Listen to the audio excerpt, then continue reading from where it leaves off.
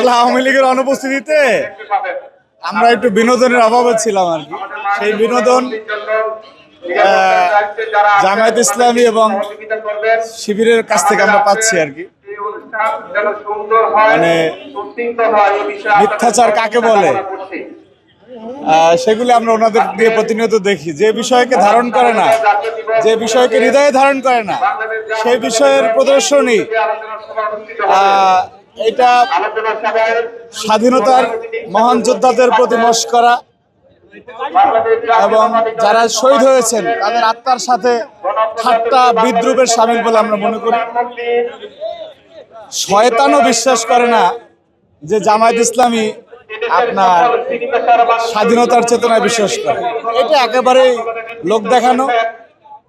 Bashundhara tissue, অশুদ্ধতার বিরুদ্ধে এক বিন্দুও ছাড় নয়। এবং মানুষ যে সমালোচনা করে তাদের, সেই সমালোচনাকে ঢাকার জন্য এটা এক প্রকারের অভিনয় আর কি। কিন্তু ওনারা অভিনয়টা পারফেক্টলি করতে পারেন না, যার কারণে আরো বেশি হাস্যরসের তৈরি হয় আর কি। শিবির যখন স্লোগান দেয় স্বাধীনতা এনেছি, স্বাধীনতা রাখবো, তখন বাংলাদেশের মানুষের প্রচন্ড রকম বিনোদনের সুযোগ খোরাক তৈরি হয়। আপাতত আমরা এই বিনোদনের খোরাক পেয়ে হাসি ঠাট্টায় মত্ত আছি, সেই জন্য শিবিরকে ধন্যবাদ।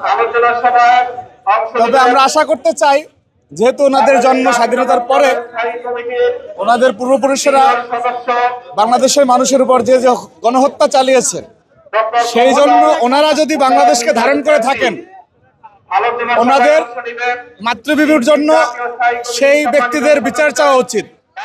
আপনার পরিবারে যদি একজন অপরাধী থাকে, আপনি যদি তার প্রশ্রয় দেন, তাহলে আলটিমেটলি আপনি অপরাধকে প্রশ্রয় দিলেন। শিবিরের উচিত এই প্রজন্মের যারা দল কানা লেরুজু ভিত্তি না করে যারা যুদ্ধ অপরাধের সাথে জড়িত, তাদের বিচারের জন্য শিবিরের একটি কর্মসূচি দেওয়া উচিত আর কি। সেটা যদি দিতে পারে, তখন আমরা মনে করবো যে শিবির লেজুর ভিত্তি করে না, তাদের সেই সক্ষমতা আছে।